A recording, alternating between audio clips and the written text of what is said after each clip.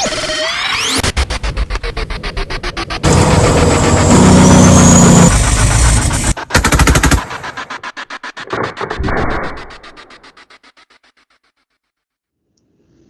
everyone. Thanks for tuning in. You're watching The Naturalist Capitalist, and as always, I'm your host, Reed Coverdale, and I've got Horatio back on the show. How's it going, Horatio? It's going very well. Thank you for having me back on.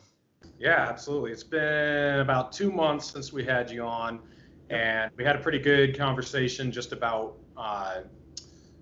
fiscal policy in general, and then some political ideas. And when we did that episode, you basically had the thought that even though you don't like Biden at all, right, that it is necessary to vote for him to basically keep the union from dissolving.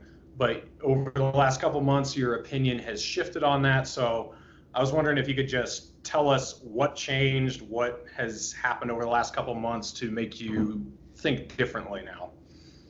Right. No, I mean, I think it's a fair point, and I think it goes back to my initial consideration of Joe Biden as a candidate from the outset. As the Democratic field, kind of solidified in, late 2018, all the way through 2019, I wasn't particularly in love with the rhetoric. I'm a lifelong Democrat. I followed, the Democratic Party since, 96. But, there are some aspects about the GOP that have always been, appealing. I am, social conservative. I'm a member of an evangelical body. And so the embrace of, the far left, was never going to be, an option for me, right, in terms of from my personal convictions. But, in general, there were a lot of things that, I liked, in the Democratic mainstream. So I was what would be considered a blue dog Democrat before the blue dog coalition essentially evaporated. Biden was a centrist, or appeared to be a centrist. And, what I came to realize is that, and something that I hate to admit, but a lot of people need to be more forthright, is I didn't really know who Joe Biden was. There was not a lot of information on Joe Biden, or excuse me, I hadn't done, my full review on Joe Biden, his history, his policies, positions. And so, I was very lukewarm on his candidacy. But again, embraced him because of the fact that, he was the eventual Democratic nominee. But after, being, deluged with a number of individuals who have kind of presented, the ultimate, quandary that we all have, right? We're not in love with either the two major parties or their candidates. And yet, we don't see a viable alternative. It just became incumbent upon me. I have to vote, third party. I cannot vote for, two politicians who I disagree with wholeheartedly, and specifically Joe Biden with his past.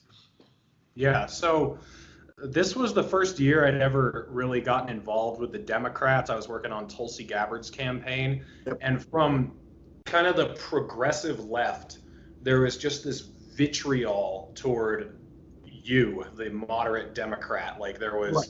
I mean, they hate the moderate Democrat more than the Republicans. And I would try to tell them, look, you can be a moderate Democrat and still be against cronyism, be against unconstitutional wars, be against, the Patriot Act. But they couldn't wrap their heads around that. Their idea was, if you are a moderate Democrat, you love corporatism, you love crushing the poor, you love, sanctioning other countries. From what I've seen on Twitter, that's not who you are at all. No. You given responsible budgeting. Just kind of tell us like what your philosophy is and how those things are not necessarily tied to being a moderate Democrat. Yeah, I mean, my major thing in terms of, and how I explain, the blue dog, Democrats to a lot of people is, we're Democrats who, more than likely are going to say Jesus, in, run of the mill conversation. And, we believe that if you are going to, spend it, you need to be able to pay for it. And you should really watch your spending as much as possible when you're dealing with other people's money. I mean, that's it. So fiscal, conservatism is not necessarily saying, the far, libertarian extreme, hey, look, we don't need the government involved in anything except for, mutual defense. I believe that there's, steps below that rung, whereby, the government, should and does have a role. But I think it's a lot less than what, the far left would like for it to be. So looking at the options now, what do you think you're going to end up doing? And then after this question, I'll ask you what an ideal person would look like. But right now, with what we have, what are your thoughts? If we're going to be forward, I've tried to do a lot more research, on Jo Jorgensen, as an individual, who she is, outside of being a candidate on the Libertarian ticket, and I haven't really gotten a full grasp on who she might be, right? Like even some of her personal convictions, like I don't know whether or not she has any system of belief, which is completely fine because I'm not really sure what Donald Trump or Joe Biden inherently believe, or if they believe in a higher power either. And then of course when you go with the Green Party, I'm always concerned with those individuals who will push the green agenda above everything else because it's really expensive and they don't want to do it from a private standpoint. It's always public, right? It's a public option as opposed to really and truly us looking at ourselves as human beings saying, what are we as a collective going to do outside of government to improve any issues, whether it be climate change, whether it be pollution. So I'm still at a loss. I'm still at a loss. I mean, if we're going to be forward, I mean, it's a toss-up. The best bet, right, is to go with the numbers to really destabilize the system and to ensure that the Libertarian Party, which is the largest of, I believe, the alternative options, get them to the 5% so that they're recognized by the Federal Elections Commission as a national party. It's just a reservation in the sense that if there is a vote, and if I'm going to cast, an alternate vote, ensuring that whomever I empower my vote, it's used, for the best, benefit long term, and more than likely it will be the Libertarian Party. All right. So after 2020, moving forward, what type of coalition do you think we can form to really smash this duopoly? Because a lot of the stuff you post on Twitter is about voting everyone out, get rid of the duopoly. Do you think the Libertarian Party could supply that, or do you think it's an independent movement, or is it something that hasn't been formed yet? What type of coalition could we have that would be powerful enough to bring enough people in who don't vote and just get rid of these two failed corporate systems we have? One of the things that's different, I believe in, I see some of the unite hashtags and some of the thought processes around them, and as you discussed, I'm really not sure if you can reconcile all candidates like Tulsi Gabbard and Dan Crenshaw. Those two, they are fundamentally they're different, right? I mean, Dan Crenshaw is, as you described him, he is a neocon. He would have us, in every single, country that has an ill word to say about the United States. Whereas Tulsi is, very much, about, America being, I'm not going to say non-interventionist, but we're not the police force of America. I mean, of the world, right? We need to be concerned with the United States of America and, the upkeep and maintenance of these bases across the globe are onerous on us, as a nation. We're paying huge amounts of debt to ensure that they're continued. So I don't think that it looks like that per se, but I think it's actually a different approach. I think that it's really and truly, if we have, the large, independent base, which is sort of the number, I think it's over 40% now, having them go towards their natural homes. If we have, the Libertarian, Party, really and truly buttressed and, grow their numbers to a point where it's representative of the population that believes in libertarian values. And we do the same for the Green Party, and then for can't remember any of the other the Prohibition Party, whatever the case may be. If each of these parties gets their fair representation, within the population, I think that decentralizes the political power in and of itself, right? So whereby you may not necessarily have a united front on a presidential ticket.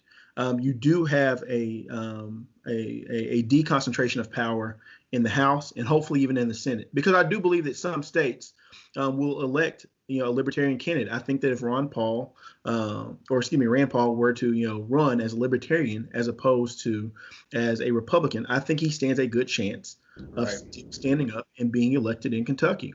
But he's almost at that point. I need to look and see how long he's been in office. He's at that point where I'm a little uncomfortable, where it might be time for him to go into private enterprise and do something else outside of politics. Just my personal opinion. Right. He's close. So, yeah. The Democrats and Republicans are gatekeepers, and they try to scare their voters into submission.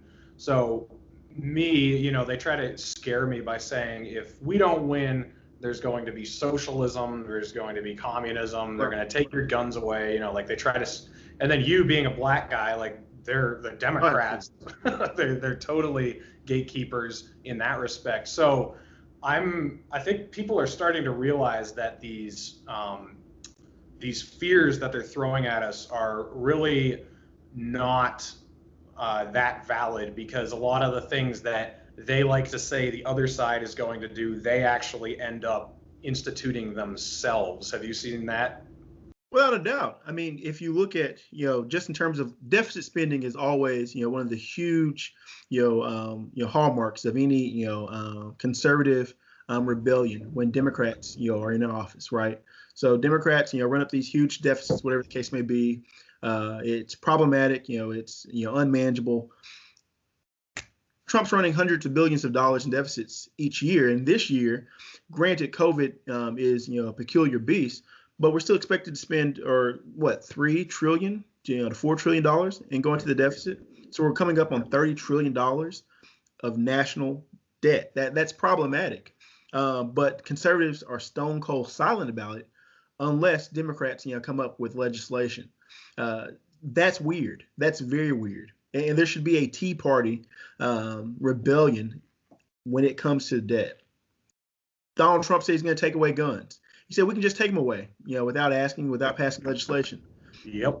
He corrects himself, but what he said in the moment is how he feels. It's these dictatorial tendencies, that we railed against, right, when President Obama showed them. But in that moment when Donald Trump speaks, it's not problematic. He misspoke, or he was ill-informed of the consequences of his words. No, that's how this guy feels, and he's in office. He has the power.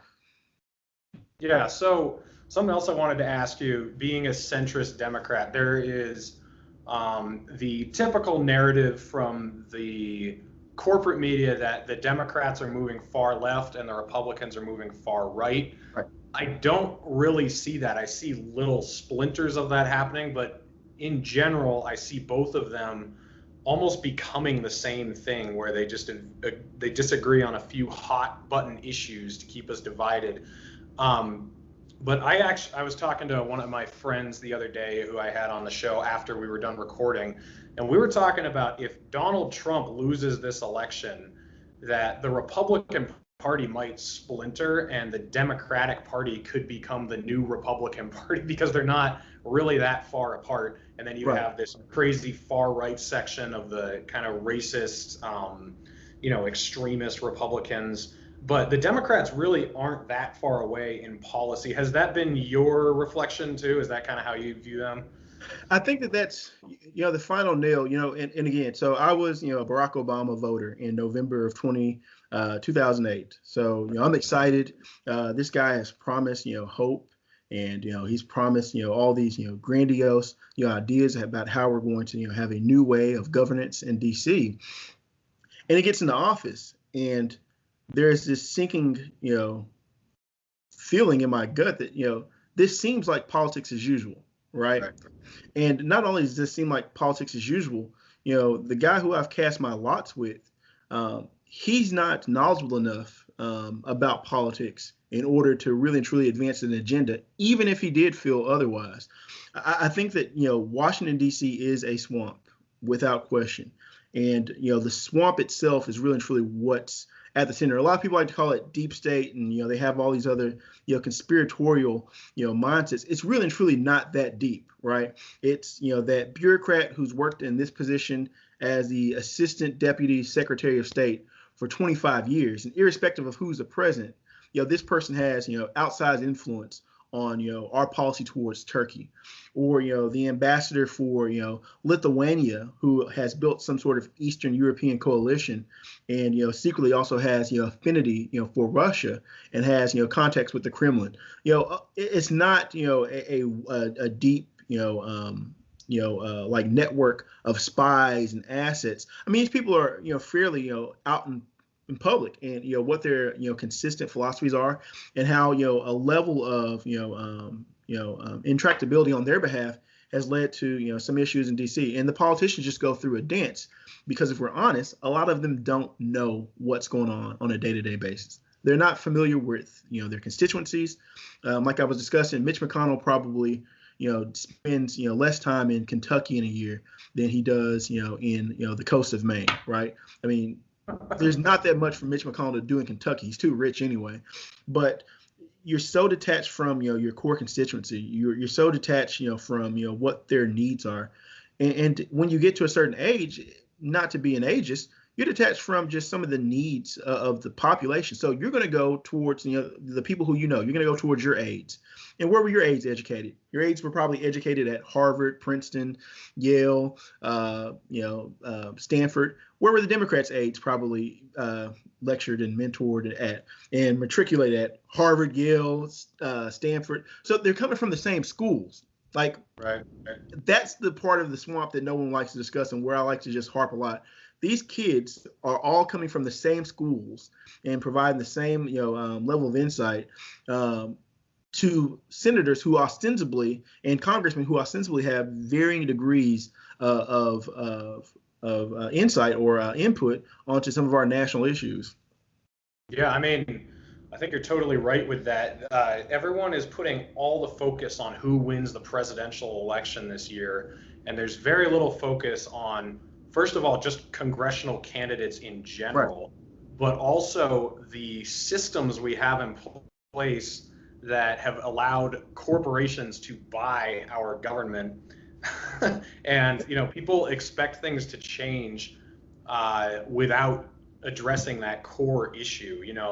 As long as, in my opinion, as long as we don't have campaign finance reform on the one side, but also if we don't have reform over what the government can control in the economy, then you are always going to have these corporations lobbying after politicians, and nothing is ever going to change, regardless of, even if Joe Jorgensen wins and we ended up with a libertarian supermajority. If you have a bought out Congress, it doesn't matter. So that's the core issue we have to address. Oh, yeah. And I used to believe in term limits. Even on my Twitter handle, it still says term limits. I'm coming to a point where I'm like, do we really need term limits, or do we just need a smarter electorate, to vote, these people out of office? And I mean, I don't want to, provide a timestamp on what it might be, but if you've been, in Congress for, 30 some odd years, you fought the good fight, right? Go back, to your home district, live your life, and work a real job. If you've been in, the Senate for 2 terms, you've had an outsized level of, sway and influence for 12 years as one of 2 representatives of your state, right? So at a minimum, I think the smallest U.S. state population is 500,000 people. So out of 500,000 people, you are one of 2 people who have been sent to D.C. to represent, your constituency. I think that's enough time, right? For 12 years, you've been one of 2, and you have senators who've been in office for 30 some odd years. And I think that was one of my major, realizations about Joe Biden. He is Donald Trump. He just went through a political route as opposed to, going into real estate. He's not the brightest, he's not, the most visionary. Before he was in the Senate, he was a city council member. But because he's in Delaware with 900,000 people, you can go from the city council of Wilmington, Delaware, and of course enter into the United States Senate. No other state in the country could that possibly happen, aside from somewhere like Delaware or Montana or some other sparsely populated state. It's not a typical trajectory. And so what was he prepared to do as the 62nd ranked law student from the University of Delaware, coming straight from the city council and going to the United States Senate? Well, he's going to make, alliances and friendships and be buddy-buddy. He's also going to be informed by people who are smarter than him, and they're going to help him to see things from their worldview. And I think that that's what's happened over the course of 30 some odd years. It's not necessarily a bad person, although I do have convictions about some of his morality. I think it's someone who has been listening to people who are smarter than them for over 30 years, and they've had an outsized influence on how he sees a lot of issues. Yeah, I mean, I would diverge from a lot of libertarians when I say that I actually thought Barack Obama was a decent human being when he got elected. And just what you said there, he had a lot of people who knew a lot more than him, who influenced him in, I would say, nefarious ways. And a lot of people just, they were demonizing the man himself instead of the swamp, as you described it, that he waded into.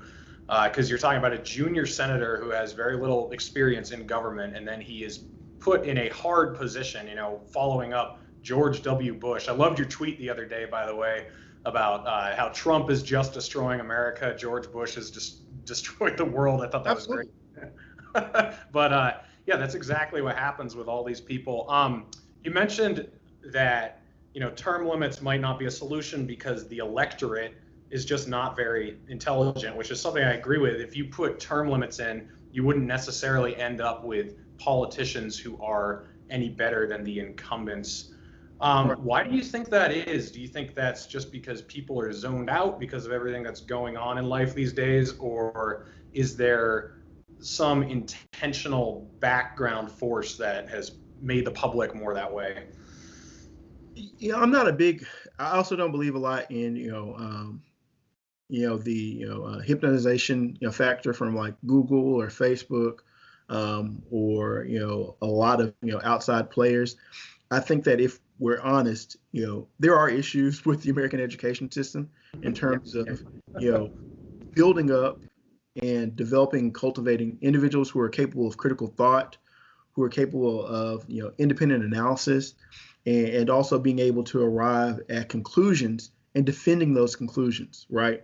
I look at some of my Facebook feeds and I see the memes from the right and the left, right? Democrats, and Republicans, and it just doesn't make sense. I've seen a meme where someone is saying that white Americans hated Barack Obama so much that they elected a Donald Trump to undo all of Barack Obama's policies. And I think the fallacy of that is, if America hated this black man that much, he wouldn't have been elected in 2008, and he would have been reelected in 2012.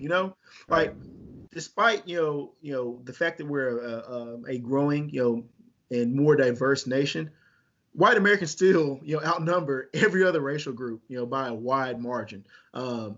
So it's not a matter of racism. We need to take that out of the consideration. We need to take out Hillary Clinton was a woman, and that's why she didn't get the electorate, because 50% of the United States, or a little more than 50% of the United States, is female. So if the sole determining factor of whether or not she's elected is the fact that she is a woman, then I would hope that other women who do a very good job of, actually, voting in elections, I would hope those women would, support, Hillary's candidacy, right? So there's something else. You can't, undo or forget the fact that her husband was just president, from 1992 to 2000, and she's seen as, a cornerstone of the establishment. With Barack Obama, you can't discount the fact that he had a style of politics and an intransigence that allowed the core of America, which is overwhelmingly white and middle America, to kind of starve out. And a lot of industry is gone, and you also cannot out or overlook the fact that a lot of these trends towards nationalistic candidates and nationalistic platforms, it's a global occurrence. It's happened in the United Kingdom with Brexit. It's happened in Poland. You have the gentleman down in Brazil, I cannot remember his name. These are all nationalist movements, and so it's not just a consideration of what's happening in the United States. It's really and truly what is happening globally, and what are some of the voting trends, and are we consistent with trends globally, or are we going in an opposite direction? Right. I mean, kind of what you're talking about there is identity politics, and I think it's hilarious that you were a sexist if you didn't vote for Hillary Clinton in 2016, and now we have a nominee of the Libertarian Party who's a woman, who is completely ignored, has no, town halls on CNN or anything like Gary Johnson had 4 years ago. So that if we were sticking to our guns on our consistency here, then that would also qualify. Right. I agree with your I agree with what you're saying, that it's mostly an individual acceptance of stupidity. It's not. I mean, it does. Yep. We do have problems with education, and we have problems with teaching people how to debate ideas and how to listen to people who will disagree with them. But it does come down to being an ignoramus yourself, right. And people, it's like we're trying to excuse that as if it's some bigger power controlling us. And I'm telling people, no, there are systems that make it easier to be that way nowadays. It's easier to get caught up in social media. It's easier to just watch TV all the time and not think for yourself. But it ultimately comes down to you as an individual to do the research, to talk to people who disagree with you, and come up with ideas that actually make sense.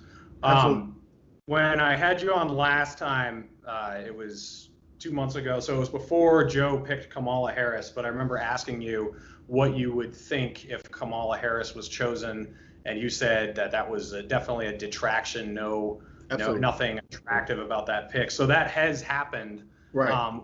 What was your opinion on the convention in general and his pick as Kamala Harris?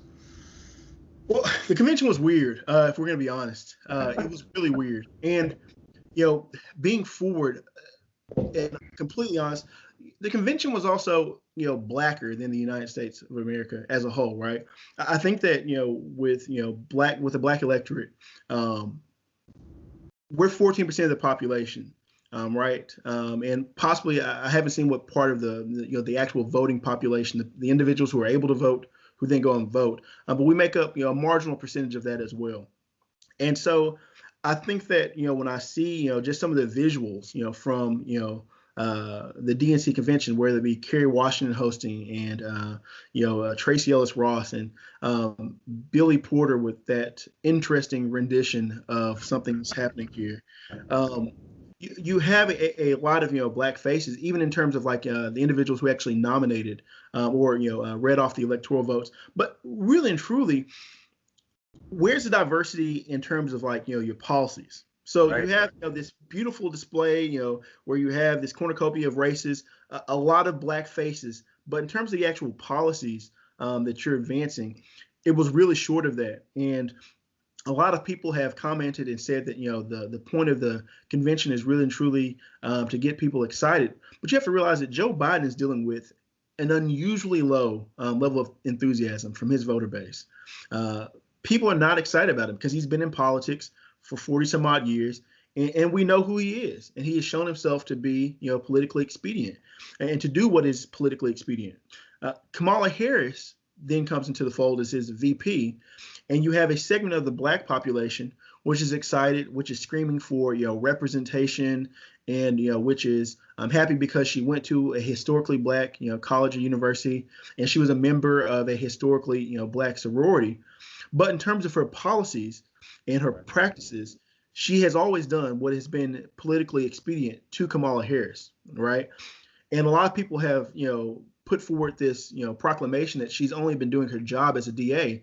But here in the Dallas-Fort Worth area, we've actually had two DAs who've had fairly progressive platforms. A DA in Dallas County in 2010 named Craig Watkins actually used his office to help get people out of jail who were wrongly convicted. And he was it was a very active part of his time as DA. The current DA in the city of Dallas has told the Dallas Police Department and all of the neighboring departments, hey, we're not going to prosecute these low-level weed offenses. So you can arrest them, you can book them, and bring them into jail, but no criminal charges are going to be filed on them whatsoever. Kamala Harris had the same opportunity to do something progressive in San Francisco. She did the opposite. So a lot of people need to look back at the race where Kamala Harris was going up against a more progressive DA candidate Kamala Harris veered right so that she'd be able to be more attractive of a candidate. And so she's a tough on crime DA. And as the Attorney General of California, of course, it's been known that her office, requested to keep prisoners in jail, longer, for their use as labor. She wasn't really much of an advocate for anyone aside from Kamala. And I think that a lot of people don't like to bring up the fact that she's attractive. But it works. It works to her benefit. It does get you, an immediate attraction. We're visual learners. The first thing you see is, oh, here's this pretty lady. The next thing you hear is, whoa, she's done some really effed up things, in her history, and she's a level of politician that's commensurate with any man. Don't get me wrong. I think that she has acted just as men has acted as politicians, but that doesn't excuse it, right? That means that we don't necessarily need to embrace her because she's a woman doing what the men do. We need to, stop all of the politics whereby individuals use other human beings as their political capital, where they're expendable, where their lives are ruined, but you're able to, steadily progress into, increasing levels of responsibility up to being the vice president nominee for the Democratic Party. I think it's deplorable. I mean, I wouldn't have minded her on the Supreme Court per se, just because she didn't go to Harvard or Yale, and I'm big against those individuals who went to Harvard or Yale being in positions of power. So maybe on the Supreme Court, but as vice president, I would have at least liked someone who was going to challenge the established power, who was going to say that things are not right. Of the Democrats, Tulsi, was an option, but if we can be forward, she's persona non grata in the Democratic Party right now. Like, no. She's not getting love. Yeah. And the other candidate, Elizabeth Warren, but if we're forward, Elizabeth Warren is too progressive, and she's also older. So she would not be someone who we'd put up against, or they would put up against, because I'm misaligning myself from the Democratic Party. She's not someone they put up against, a Tom Cotton or Mike Pompeo in 2024. Right. So a couple things there. If I were a black person, I would take that as an insult, that, you choose a black woman, but then if you're Joe Biden, who has, crafted all these bills, and then if you're Kamala Harris, who, as you just laid out, abused your authority and in many cases harmed a lot of minorities, I would personally take that as an insult. Right.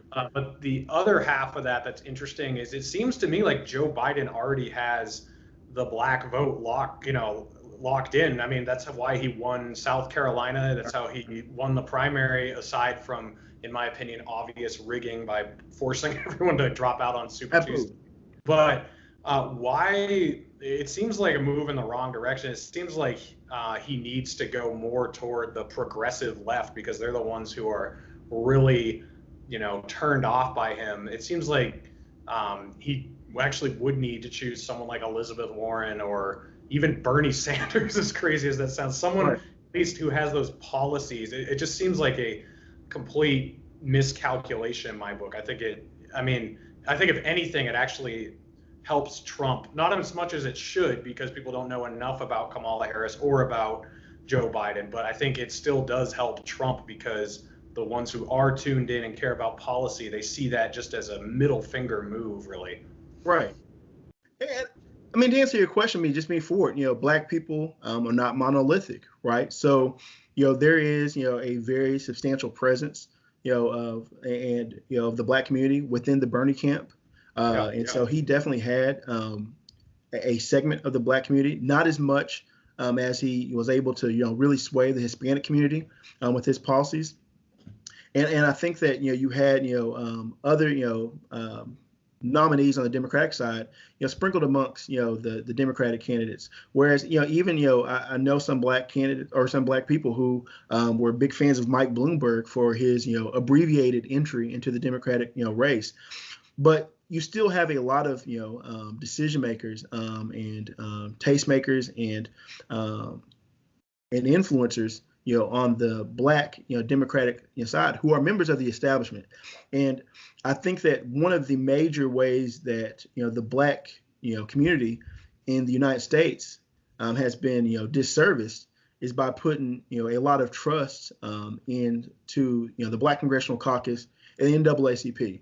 These are things that I don't really like saying, out loud, because you never want to be that black guy, right? The guy who, is at, disagreement with, two renowned, black institutions. But the Black Congressional Caucus part and parcel. I mean, they go step by step with the Democratic establishment in terms of votes, in terms of support.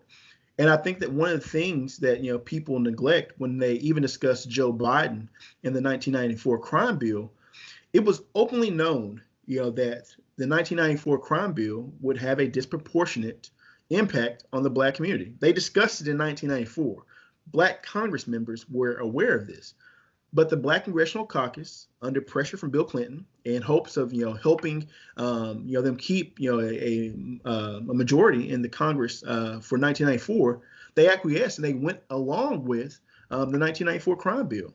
And I believe that John Lewis was actually the chair of the Congressional Black Caucus at that time. So you have individuals like John Lewis, like Elijah Cummings, like Al Sharpton, these individuals who have ostensibly been advocating for years, but they are the establishment. They go to cocktail with the Dem elite.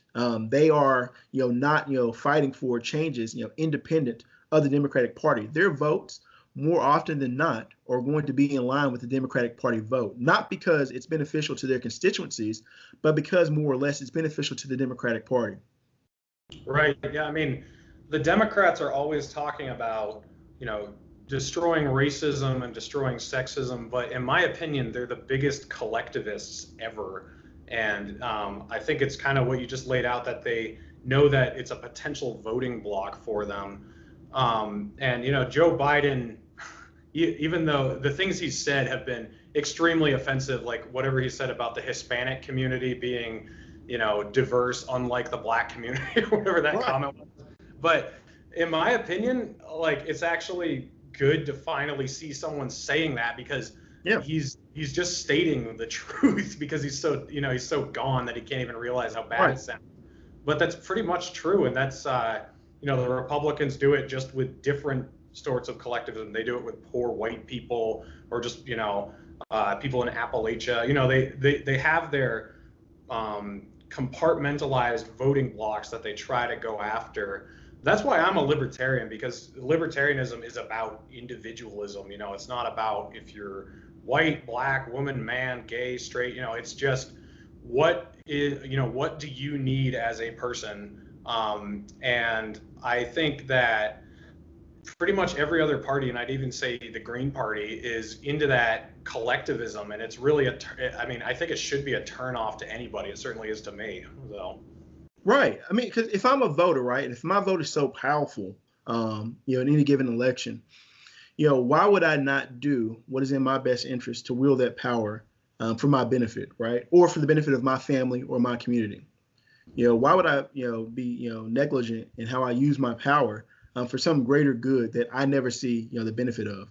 That's weird to me, and that's why the Joe Biden vote, I think irks me to a certain degree, is because wholesale, the Black, electorate, saved his, nomination, right, without question, and it was, geared from, Jim Clyburn, and hosting, Joe Biden at his fish fry in South Carolina.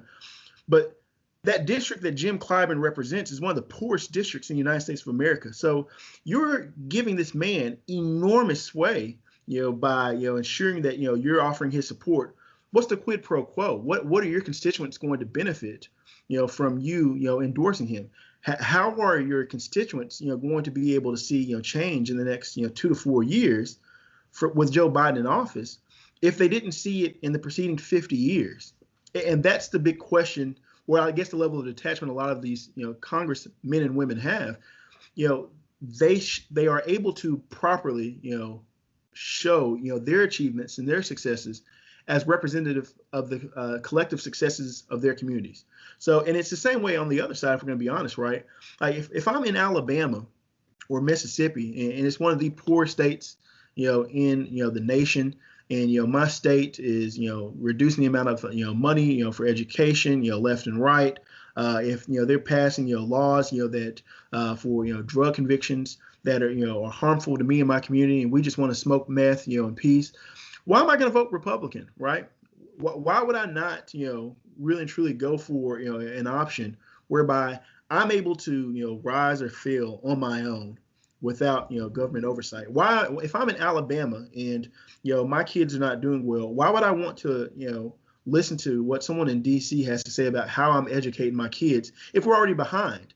So how am I going to catch up with other kids if we're doing the exact same, sort of Common Core or other educational practices as all the other 50 states? It doesn't work. You need a different approach. And that's where, a lot of that, centralized, planning, where there's a disconnect for me also, because I'm like, the government can't do everything, can't direct everything because the government doesn't know everything. Right. Well, I totally agree. I'm glad to see that this has been your evolution in decision making. I'll just give you the last word here.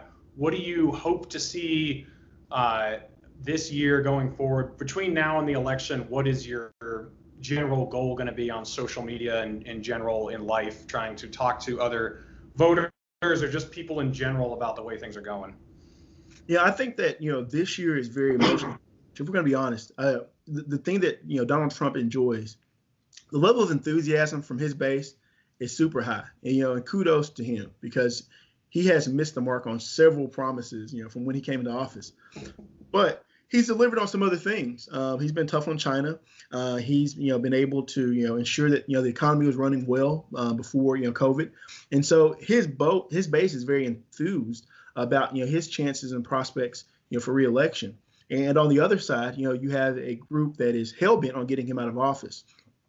So for the rest of 2020, I guess with this election, it's really and truly going to be about being objective and providing as much data as possible for people to digest on their own time, so that come 2022, we're looking at Libertarian Party, the Green Party, taking seats in Congress. My hope is that come 2024, we're not Jo Jorgensen, like I said, she seems like a nice person. I don't know her, but it's not necessarily a Jo Jorgensen who's running, who has never won an elected office. We have, the sitting Congress, person from, Idaho, or the sitting congressman or woman from, New York, who's running at the head of, the Libertarian ticket, or running at the head of the Green Party. But I believe that, you have to have some sort of seat of power to win in American politics. I think that, doing it with, no election experience, although, I think she ran in as the vice president for the Libertarian Party in '96. Yep. So I think you have to have some wins on your belt just for your own confidence, just so you're speaking from a position of power. But that's what I like to hope, or I'd like to see, for the rest of 2020, just more voters who are dissatisfied and who don't wait another 4 years to make changes. They empower new individuals to make those changes in 2020, including possibly some party changes, where if Rand Paul finally leaves the Republican Party, becomes a libertarian, if Tulsi becomes a libertarian and runs for the Senate out of Hawaii, I think that those will be good changes, and those are going to be the sorts of changes that I'm pushing for. All right, well, you heard him, guys. I'll put a link to his Twitter profile in the description, so go follow him on Twitter. We have a lot of back and forth there. He's definitely a worthy guy to follow, has a lot of good takes. And we'll certainly have you back on at some time. Thanks for coming on again, man. And it's always good talking to you. All right, good speaking with you as well.